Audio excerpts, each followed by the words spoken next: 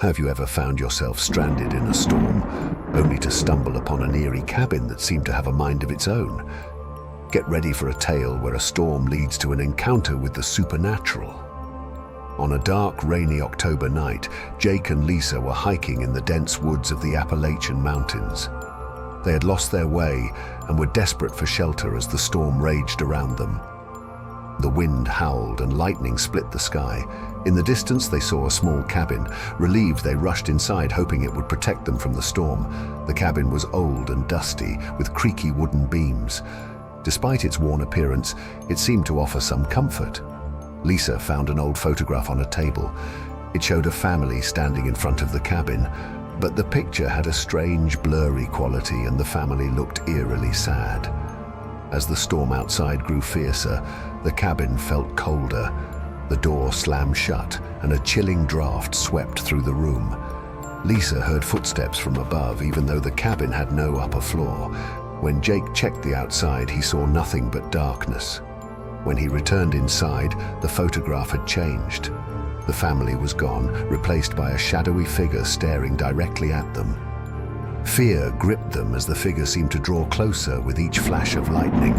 The cabin shook violently with a final thunderclap.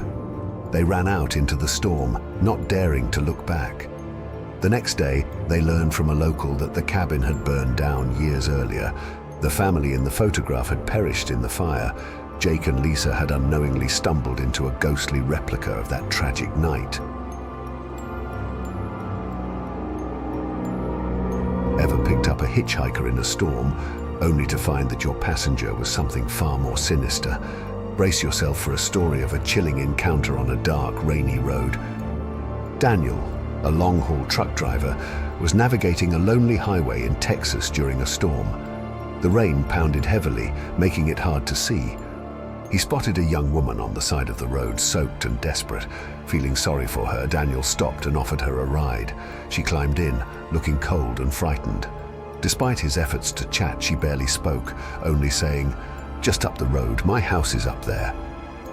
As they drove, the rain intensified and the visibility was almost zero. The woman pointed to a dilapidated farmhouse and told Daniel to stop. The place looked abandoned, with broken windows and a lawn overgrown with weed. When Daniel followed her instructions and stopped, the woman got out and walked towards the house. But as soon as she reached the door, she vanished. Terrified, Daniel went to the farmhouse to check. Inside, he found a photograph of the same woman, but much older and with a date from decades ago. The woman had died in a car accident during a storm years earlier. Imagine receiving a chilling warning on the radio during a storm, only to find out that the real danger was far more terrifying than you could have ever imagined. Mike and Jessica were driving home after a weekend trip when a sudden storm hit. The rain came down hard and the visibility was almost non-existent. Trying to get a weather update, Jessica turned on the radio. A strange, urgent message crackled through the speakers. "This is an emergency broadcast. A severe thunderstorm is approaching. Seek immediate shelter. You are not alone." The message kept repeating, growing more frantic. Mike tried to change the station, but every channel played the same warning.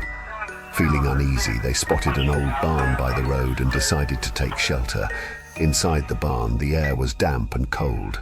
The radio's warning continued, now accompanied by unsettling whispers that seemed to come from everywhere.